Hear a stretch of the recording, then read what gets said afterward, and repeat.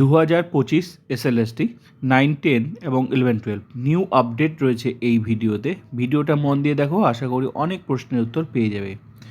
এই মুহূর্তে সবচেয়ে বড় খবর, 2025 এসএলএসটি ক্যান্সেল করার জন্য কেস হয়েছে শোনা যাচ্ছে।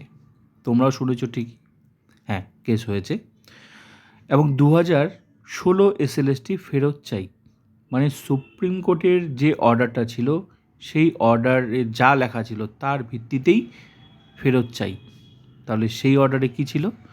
2016 এসএলএসটি 2016 যে ক্যান্সেল হলো চাকরিগুলো, সেই অর্ডারে সুপ্রিম কোর্ট যেটা লিখেছে সেটা পরিষ্কার করে লিখেছে, সিলেক্টেড অ্যান্ড অ্যাপয়েন্টেড ক্যান্ডিডেটদের নিয়ে ফ্রেশ সিলেকশন, সেটাই ফেরত চাই। এবার সেটা হলে কারা পরীক্ষায় বসতে পারবে, এটা একটা প্রশ্নবোধক চিহ্ন। অনেকেই বিভিন্নজন বিভিন্ন রকম মতামত, কেউ বলছে সবাই বসতে পারবে। তো আমি যতটুকু বুঝি, সবাই বলতে 2016-তে সবাই বসতে পারবে, কিন্তু আমি যতটুকু বুঝি সিলেক্টেড অ্যান্ড অ্যাপয়েন্টেড ক্যান্ডিডেট মানে যারা চাকরি করতো, সিলেক্টেড অ্যান্ড অ্যাপয়েন্টেড চাকরি করতো তাদেরকেই বোঝানো হয়, আর তাদের ক্ষেত্রেই আনটেন্টেড কথাটা ব্যবহার হয়েছে, সবাইকে নয়। কারণ সবাই চাকরি করেও না, আর সবাই স্কুলে যাচ্ছেও না। তো তারাই যাচ্ছে যারা selected and appointed untainted teacher, যেটা সুপ্রিম কোর্ট। তো তাদের নিয়ে যে অর্ডার হয়েছিল, যে ফ্রেশ সিলেকশন, সেটাই ফেরত চাই। তার মানে 2025 ক্যান্সেল চাই।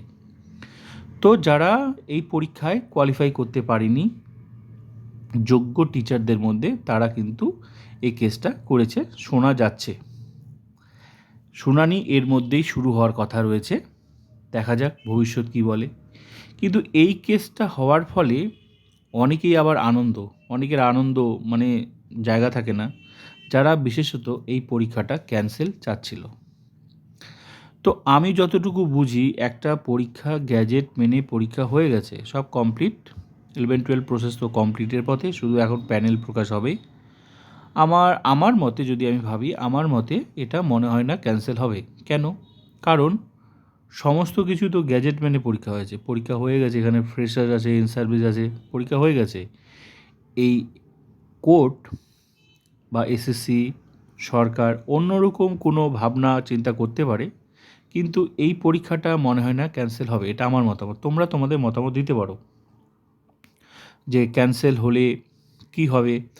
যদি ক্যান্সেল হয় তাহলে কারা পরীক্ষায় বসতে পারবে, সে তো আবার 2016 যারা ক্যান্ডিডেট, যারা পরীক্ষায় কোয়ালিফাই করতে পারেনি, পাশ করা ভুল হবে, কারণ বলাটা ভুল হবে, কারণ এতদিন পর একটা মানসিক টেনশনে পরীক্ষা দেওয়া একটা ক্যান্ডিডেটের পক্ষে সম্ভব নয়। ঠিক আছে, 10 বছর পর পরীক্ষা দেওয়া, সেটা যে ওই মানে পরিস্থিতিতে থাকবে সে ছাড়া কারো পক্ষে বোঝা সম্ভব নয়। ঠিক আছে, তো একটা ক্যান্ডিডেটের সব কিছু ধ্বংস হওয়ার পর যদি তাকে বলা হয় যে তুমি এই পরিস্থিতিতে একটা পরীক্ষা দাও, তোমাকে পাস করতেই হবে, তাহলে তার পক্ষে এই পৃথিবীতে খুব কমই আছে যে সাকসেসফুল হবে, তাও আবার এত বছর পর। এটা প্রত্যেকটা ক্ষেত্রেই হয়। তো সেটাই হয়েছে, যারা কোয়ালিফাই করতে পারেনি তারা কেস করেছে। তো এই পরীক্ষাটার অনেকেই টেনশনে আছে যে এই পরীক্ষাটা কি হবে। আমার মতে এই পরীক্ষাটা ক্যান্সেল হবে না, সমস্ত কিছু কমপ্লিটের পথে। এটা অন্য কোনো ব্যবস্থা হতে পারে, যে নতুন হয়তো আরেকটা পরীক্ষার মাধ্যমে, সেটা হয়তো 2000 আরেকটা হয়তো সিলেকশন হতে পারে।